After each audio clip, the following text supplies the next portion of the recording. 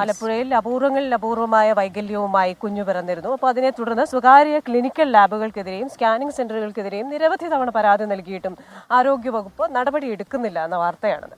ആലപ്പുഴയിൽ അസാധാരണ വൈകല്യത്തോടെ കുഞ്ഞു പിറന്ന സംഭവത്തിൽ 2 സ്കാനിംഗ് സെന്ററുകളുടെ ലൈസൻസ് താൽക്കാലികമായി റദ്ദാക്കിയതല്ലാതെ മറ്റു നടപടിയൊന്നും ആ വിഷയത്തിൽ ഉണ്ടായിട്ടില്ല.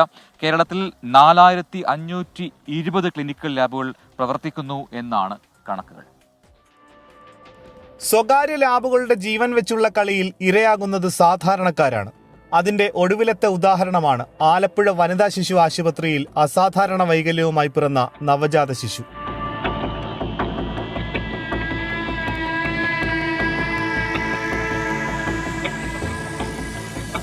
ഗുണനിലവാര പരിശോധനയിലെ അധികൃതരുടെ ഉദാസീനത രോഗനിർണയ കേന്ദ്രങ്ങളുടെ അഴിഞ്ഞാട്ടത്തിന് വഴിയൊരുക്കി എന്നതാണ് പരാതി. പരിശോധനകളുടെ നിരക്ക് ഏകീകരിക്കാൻ ആരോഗ്യവകുപ്പ് ഇടപെടുന്നില്ല. നിരക്കുകൾ പ്രദർശിപ്പിക്കണമെന്ന നിർദ്ദേശത്തിന് പുല്ലുവില. MRI, CT, UT സ്കാനുകളുടെ നിരക്കുകൾ ഏകോപിപ്പിക്കാൻ നടപടിയില്ല.